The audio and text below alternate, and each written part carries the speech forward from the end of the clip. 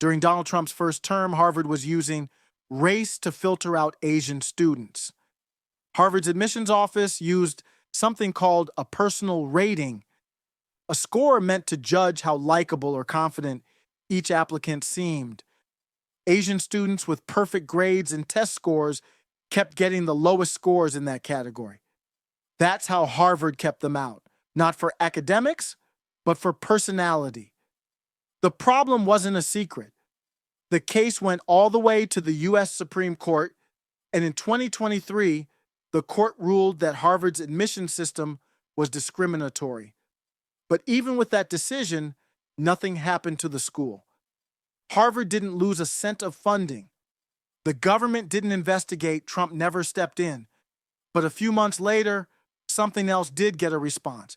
After the war in Gaza broke out, a group of Harvard students signed an open letter blaming Israel for the violence. The letter didn't call for violence. It didn't mention Jews. The students blamed the Israeli government for what was happening in Gaza. That's when everything changed. In April 2025, under Trump's second term, the federal government froze over $2 billion in Harvard's research funding. The Department of Education told Harvard to report the students who were involved. Funny, the same Department of Education Trump promised to abolish is now out here protecting Israel's feelings. And that wasn't the end of it. Immigration agents started targeting students who supported the letter. Some international students were deported in a few cases just for what they posted online. So the question's pretty simple. Why was racial discrimination against Asian students ignored, but criticism of Israel brought a federal crackdown? You ignore years of real discrimination, then donors threaten to pull millions over a campus letter, and the government follows their lead with a full crackdown. That kind of response makes the priorities pretty clear. The federal government took no action while Harvard was shutting out Asian students. No one stepped in when DEI programs told white applicants they were the problem. Trump didn't act when Harvard was discriminating based on race, but once Israel got involved, the full power of the state showed up. This has nothing to do with fairness. It has everything to do with status. Some groups get ignored, others receive protection, and Jewish identity, especially when tied to Israel, now sits at the top of that list. Harvard used a holistic admission system. That meant students weren't judged just on academics or test scores. They were scored across 4 categories: academic, extracurricular, athletic, and personal. The personal rating was based on traits like likability, courage, leadership, kindness, and overall character. These scores were given without ever meeting the student, often just from reading their files. Asian students consistently had the best academic and extracurricular scores, but they kept getting the lowest personal ratings. That pattern held for years. Analysts like Dr. Peter Arcidiacono from Duke studied Harvard's own data and found that the personal rating was the main thing dragging down Asian applicants. There was no real evidence explaining why their personalities would be worse. Teacher recommendations didn't show it. Alumni interviews didn't show it. But on paper, they came out less likable. That mismatch suggested Harvard was relying on stereotypes, penalizing Asian students not for anything they did, but for how they were perceived. And the personal score mattered. Harvard's final admissions formula gave it real weight. So even with perfect grades, a low personal score could shut the door. Harvard couldn't say, we have too many Asian students, so the school used a softer tool. They called it character, confidence, contribution. But the result was the same every time. Asian students with top qualifications were quietly pushed down. That was the fix. And it was happening while Trump was president. The lawsuit was public, the numbers were clear. And the federal government said nothing. No funding pulled, no investigation, no executive order.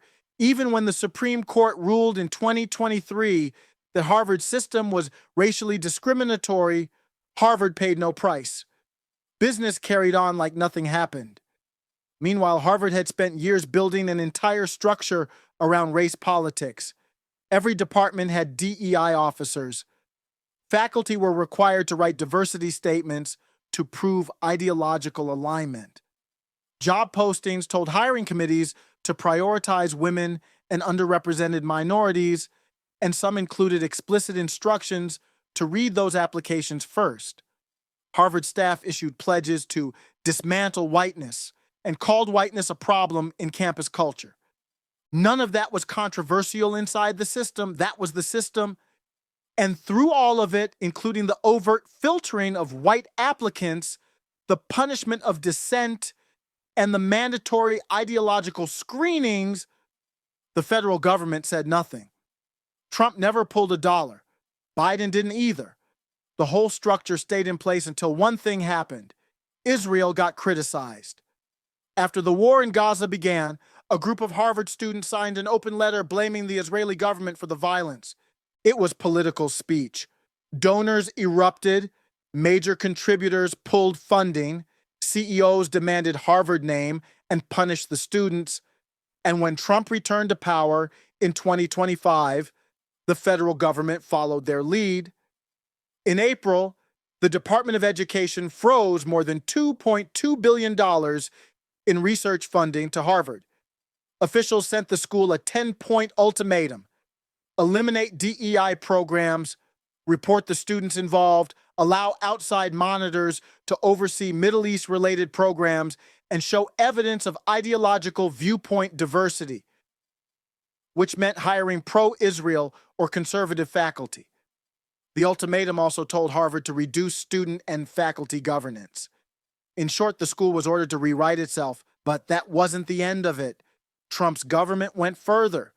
The Department of Homeland Security and Immigration and Customs Enforcement began revoking student visas. International students were arrested on campus. Some were deported for social media posts, protest attendance, or simply being connected to the wrong groups. AI tools were used to scan online content for anti-Israel speech. DHS justified it using a Cold War-era immigration rule that lets the government remove anyone prejudicial to the public interest. That law was created to stop foreign spies. In 2025, it was used on college students. And legally, the government claimed it all fell under civil rights enforcement, thanks to Trump's 2019 executive order that expanded Title VI to treat anti-Semitism, including anti-Zionism, as racial discrimination. The tools were already built. The war just gave the excuse to use them. So here's the twist. The system Harvard built was never dismantled. It was redirected. All the DEI machinery, the race-based hiring, the ideological loyalty tests, the language of protection and harm is still in place, but now it serves a different purpose. The same Title VI framework that once protected campus activists is now being used to silence them. The same agencies that let anti-white discrimination slide are now guarding pro-Israel interests like they're sacred. Nothing was torn down. It was just reassigned. Harvard didn't lose its power structure. The federal government simply took it over. So when people say Harvard is being punished, that's not quite right. Harvard is being reprogrammed. The politics changed. The tools stayed. And now we know who those tools really belong to. People say Harvard got what it deserved, but look closer. The school kept all its old machinery. It just changed who it reports to. The same institutions that used race to sort applicants are now using speech to sort enemies. The same government that watched it all happen is now enforcing obedience in a different direction. This isn't about protecting students. It's about reminding the country who gets to decide what's allowed. Harvard was never the target. Harvard was the test site.